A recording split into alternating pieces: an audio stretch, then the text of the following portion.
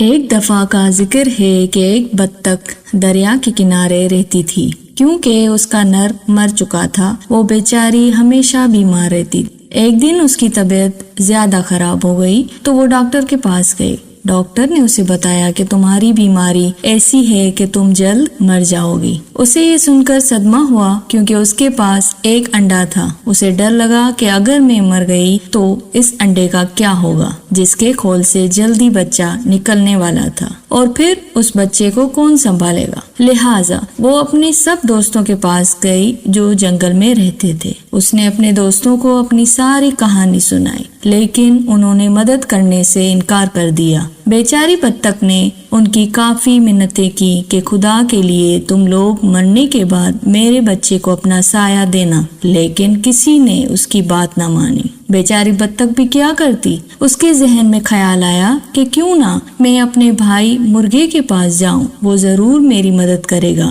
لہٰذا وہ مرغے کے پاس گئی اور اسے سارا قصہ سنایا۔ مرغ بھائی، آپ میرے بچے کے ماموں جیسے ہو، پلیز آپ ہی میرے بچے کو اپنا سایہ دینا۔ مرغا بولا، میں تمہارے بچے کو رکھ لیتا، لیکن میری بیگم مرغی یہ بات نہیں مانے گی، لہٰذا مجھے بہت افسوس سے کہنا پڑ رہا ہے کہ میں یہ کام نہیں کر سکتا، لہٰذا تم مجھے معاف کر دینا۔ بطخ ادھر سے بھی مایوس ہو کر اپنے گھر واپس آ گئی اور سوچنا شروع کر دیا کہ اب کیا کیا جائے۔ اچانک اس کے ذہن میں ایک ترکیب آئی اور اس نے موقع ڈھونڈ کر یہ کام انجام دے دیا اور خود جا کر ایک درخت کے کنارے بیٹھ گئی۔ اس کے بعد بطخ کی طبیعت اور بگڑ گئی اور ایسی بگڑی کہ اسے موت ہو گئی۔ جب مرغی کے بچے انڈوں سے باہر نکلے تو ان میں سے ایک بطخ کا بچہ بھی تھا۔ مرغ تو سب جان گیا تھا، لیکن اس نے مرغی کو بتانا مناسب نہ سمجھا۔ مرغی نے کافی شور شرابہ کیا اور بولی، میرے بچوں کے ساتھ بطخ کا بچہ نہیں رہے گا۔ مرغ نے اسے کافی سمجھایا، لیکن مرغی نے اسے کہنا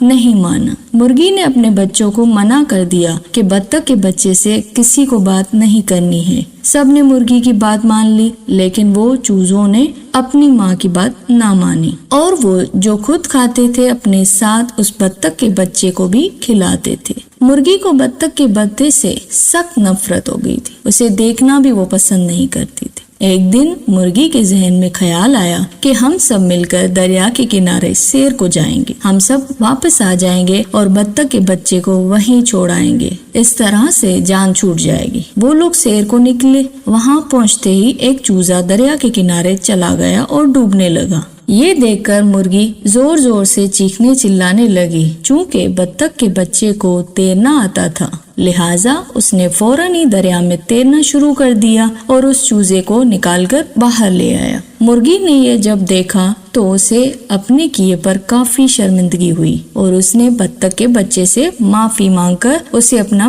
بیٹا بنا لیا۔ اس طرح وہ سب ہنسی خوشی رہنے لگے۔ دیکھیں بچوں، اسی لیے تو کہتے ہیں کہ کر بلا تو ہو بلا۔